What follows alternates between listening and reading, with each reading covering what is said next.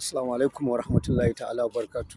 Wannan titin Dawakin Kudu ne, haka za ka koma kan titin Zaria Road. Nan kuma shine za ka koma har garin Dawaki. Wannan shine kamfanin AA Rano na Pharmacy da kuma rashin shinkafa can. To wannan guri gashi nan anan yake. Gashi nan bakin titi ne commercial.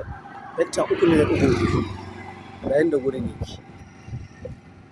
A bakin titi gurin yake. Da yanda yake.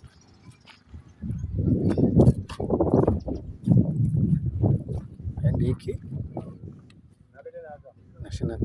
Hekta 3.2 guri ne a bakin titi. Kan titin Dawaki kamar da yanda nake gaya muku.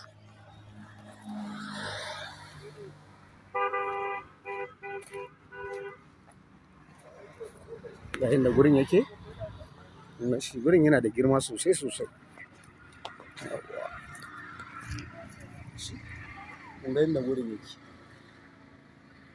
Duka shi ne gurin. Kun gan shi? Hekta 3.2. To akwai wani a gabansa shi kuma hekta 2 ne shi ma da ɗugunguna. Saboda haka shi ne kama hekta 5 da wani abu. Za mu haɗe muku shi gabaki ɗaya insha Allah za ku gani. Yawwa. To shi ne ya haɗe da wannan ga ragowar. Wanda kuma shi ne hekta 2 da ɗugunguna. Ga shi yanda gurin yake.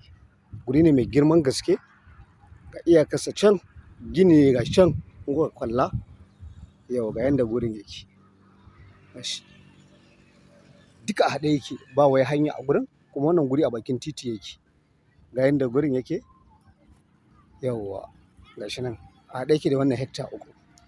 Kowanne certificate ɗin shi daban. Yawwa. Kun ga yanda gurin yake ko? Gashi nan. Yana kallon kamfanin AA Rano. Wannan shine kamfanin AA Rano na shinkafa gashi. Yawwa.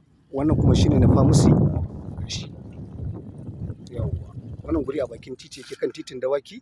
Guri ne mai kyan gaske. Yawwa. Kun ga yanda gurin yake. Ga yanda gurin yake. Gashi nan. Yawwa.